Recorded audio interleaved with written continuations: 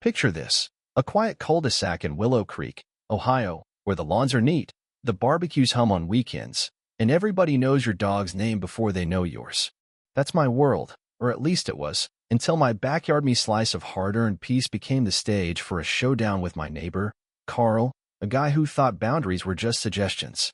My name's Matt, and this is the story of how a simple outdoor shower turned into a saga of trespassing, scalding hot revenge, and a courtroom brawl that left our little suburb buzzing.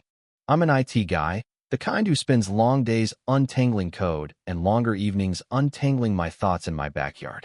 After years of saving, my wife, Sarah, and I bought this fixer-upper on Maple Lane, and I poured my soul into making the backyard our sanctuary: a cedar deck, a vegetable garden, and the crown jewel, a custom-built outdoor shower.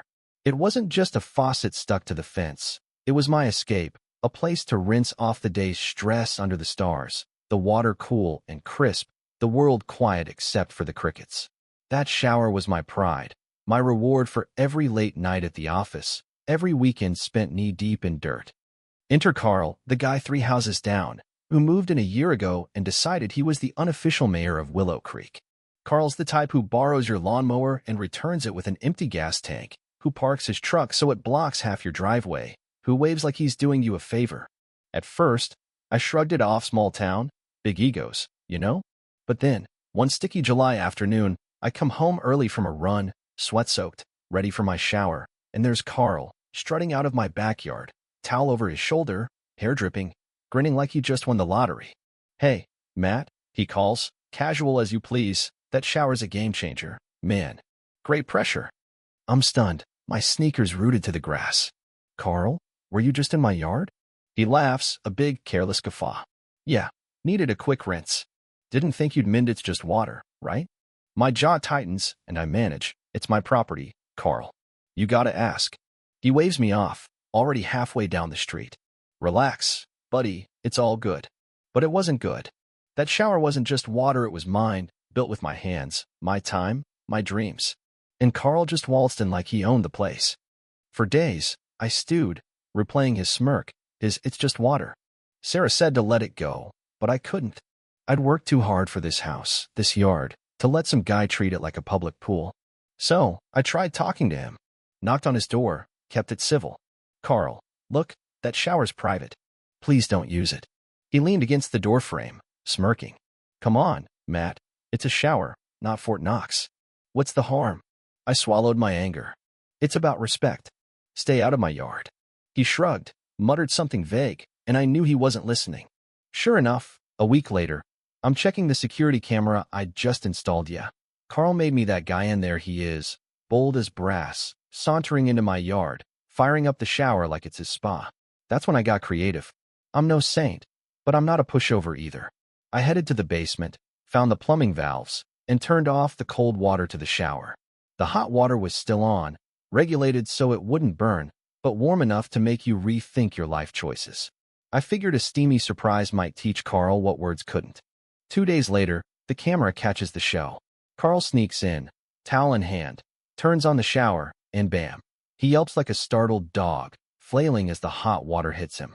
He's dancing, cursing, fumbling with the knob, then bolts out of my yard, dripping and red-faced.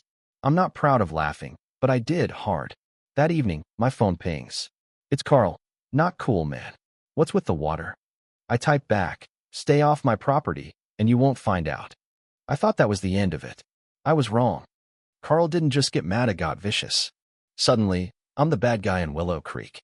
Carl's out there, spinning tales at the neighborhood cookout, telling everyone I booby-trapped my shower to burn him alive. He's got half the street whispering, casting side eyes at me when I mow the lawn. Then he takes it up a notch, files a complaint with the Homeowners Association, claiming my shower's a community hazard. The HOA has no jurisdiction over my lot, but they send me a polite letter anyway, urging neighborly cooperation. I roll my eyes, but Carl's not done. He calls the city, alleging code violations. A zoning guy shows up, clipboard in hand, and I walk him through my yard, showing him the shower, the permits, and the camera footage of Carl's trespassing. He shakes his head, says, "This is about your neighbor, not you," and closes the case. But Carl's got one more card to play. One morning, a courier hands me a thick envelope: legal papers.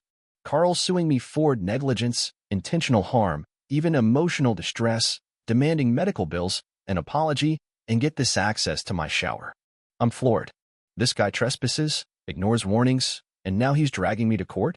I call my lawyer, Lisa, who's seen it all. This is nonsense, she says, but we'll crush it. In court, Carl's a one-man drama. He's got a neck braces wear to God like he's auditioning for a soap opera. His lawyer paints him as a victim, says I set a scalding trap that left Carl traumatized. Lisa's up next, cool as ice. She plays the security footage. Carl sneaking in, showering, yelping when the hot water hits. The courtroom's trying not to laugh.